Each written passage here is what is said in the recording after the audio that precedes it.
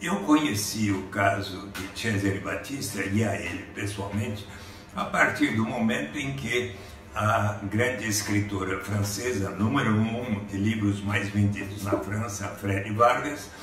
veio ao Brasil e me procurou no Senado Federal. Freire Vargas demonstrou a mim como é que foi falsificada a procuração de defensores que, ao invés de defenderem, como estava nessa falseada procuração, o próprio Cesare Battisti, acabaram sendo coniventes com a delação premiada feita por aqueles que efetivamente haviam cometido estes 4 assassinatos. Então, quem quiser saber melhor sobre o caso Cesare Battisti, eu recomendo que leiam este livro do professor Carlos Lungarzo, que foi professor da Unicamp, aposentado, também membro da Anistia Internacional dos Estados Unidos, e que fez um estudo aprofundado sobre como é que Cesare Battisti não cometeu estes assassinatos, o que, se porventura a justiça, o governo italiano, estivesse garantindo que iria realizar um novo julgamento em que Cesare Battisti pudesse dar inteiramente o conhecimento de tudo aquilo que efetivamente aconteceu, tendo em conta que não há provas de que ele tenha cometido estes 4 assassinatos. 2 deles, inclusive, foram realizados em 2 cidades distantes uma da outra, em espaço de tempo que não seria compatível com a mesma pessoa tendo cometido os 2 assassinatos. Há um aspecto importantíssimo que se refere ao não cumprimento da lei por parte do presidente Michel Temer, assim como também assinala o maior jurista brasileiro, professor Dalmo de Abreu Dallario, hoje com 86 anos, professor emérito da Faculdade de Direito da Universidade de São Paulo, professor catedrático da Unesco na cadeira de Educação para a Paz, Direitos Humanos e Democracia e Tolerância, professor na França e sempre convidado para dar palestras por quase em todas as cidades brasileiras e também no exterior, e ele coloca com muita clareza que o fato de um ato presidencial ser revisto só pode ser feito no prazo de até 5 anos e, portanto, a decisão de Lula se tornou definitiva a partir de 2015, tomada a decisão no último dia de seu mandato concluído em 2010. Então, o que diz a Lei Federal 9784 de 29 de janeiro de 1999,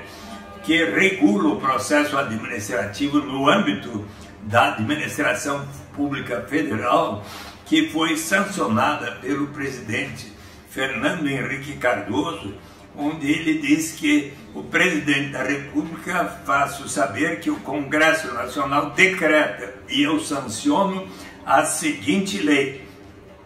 No capítulo 14 da anulação, revogação e convalidação, está explicitado no artigo 54 o direito da administração de anular os atos administrativos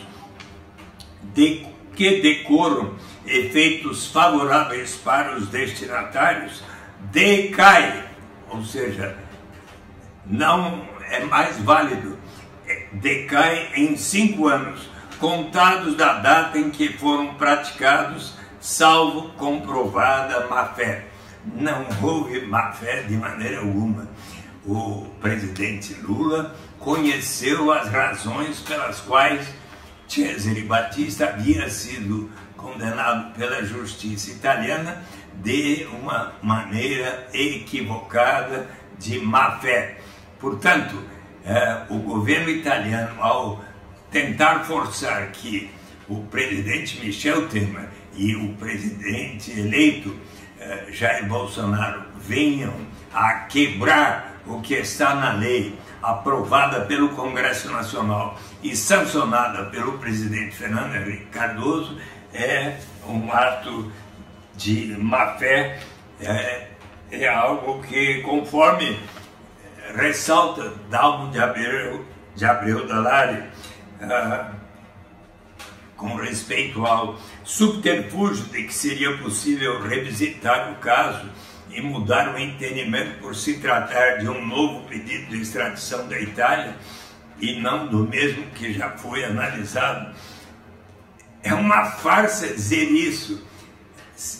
abrindo aspas para o professor Dalmo de Abreu Dallari, porque é um pedido de extradição feito pelo governo do mesmo país envolvendo a mesma pessoa. Seria uma tentativa ilegítima de reabrir. Portanto,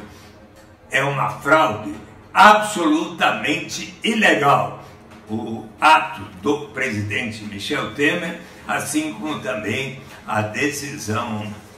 isolada do ministro Luiz Fux, que precisaria ser analisada pelo Pleno do Supremo Tribunal Federal. Bem, Cesare Battisti era uma pessoa que lutou contra o fascismo na Itália e então toda a sua atuação foi sempre com respeito a ações de natureza política e nunca teve qualquer ação que não fosse de forma a estar realizando nunca cometeu crimes de natureza comum. Eu acredito que Michel Temer não teria feito isso só para se tornar embaixador na Itália. Espero que não ocorra uma situação como essa e espero ainda que essa situação relativa a Cesare Battisti seja negada, seja revogada de fato. Eu não sei, não tenho ideia para onde ele foi, não está na minha casa e não sei aonde ele está, tá bom? Eu espero que... eu fiquei impressionado hoje que a Folha de São Paulo e os jornais outros publicaram a Folha na primeira página todos os possíveis disfarces que Cesare Battisti poderia ter para andar aí pelo Brasil. Eu espero que ele possa em breve estar em liberdade e, sobretudo, sendo um ótimo pai para o seu filho, que é pequeno ainda, aqui no Brasil.